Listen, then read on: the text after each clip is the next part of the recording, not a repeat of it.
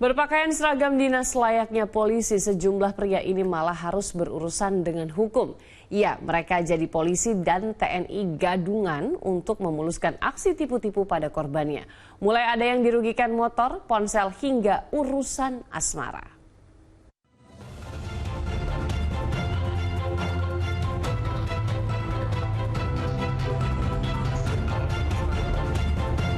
Kasus polisi gadungan menjadi sorotan beberapa waktu lalu saat seorang pria asal Aceh tewas akibat dianiaya oleh 3 orang yang menyamar menjadi polisi gadungan.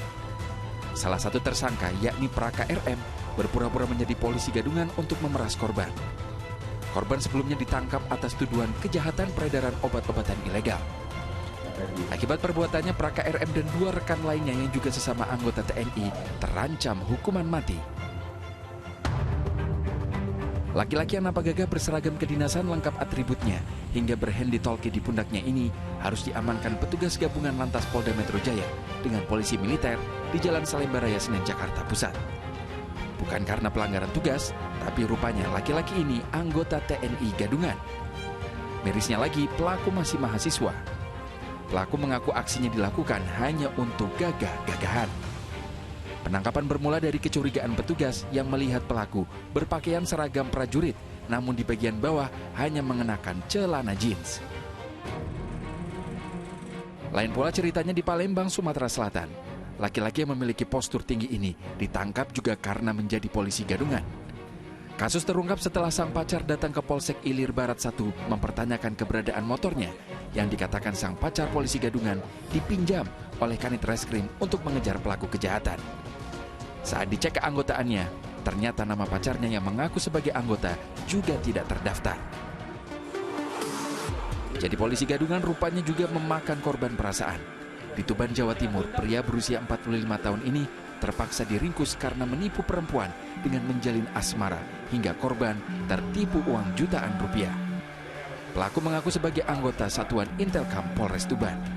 Kasus penipuan yang ini sempat agak ramai di wilayah Tambakboyo karena pelaku penipuan ini mengaku sebagai anggota Intel Polres Tuban. Di Cirebon, Jawa Barat, pria yang berpenampilan seragam TNI juga harus mendekam di penjara karena menipu seorang wanita. Korban termakan bujuk rayu pelaku setelah berkenalan. Diajak jalan-jalan kencan, korban diturunkan paksa di tengah jalan dan hartanya dirampas mulai dari handphone, tas, dan mobil. Modus penipuan polisi atau TNI gadungan marak kali terjadi. Lalu mengapa korbannya mudah sekali terkena bujuk rayuan? Kita tuh menganggap bahwa polisi atau tentara tuh punya keistimewaan dan punya privilege ya, atau masyarakat begitu sangat menghargai ya polisi dan tentara ya, apalagi kemudian 2 instansi tersebut punya otoritas kuat di dalam menangani berbagai macam persoalan. Selain soal privilege, menurut kriminolog Universitas Indonesia, dibutuhkan pula pengawasan ketat dalam peredaran pakaian seragam dinas yang kerap mudah ditemukan dijual bebas di pasaran.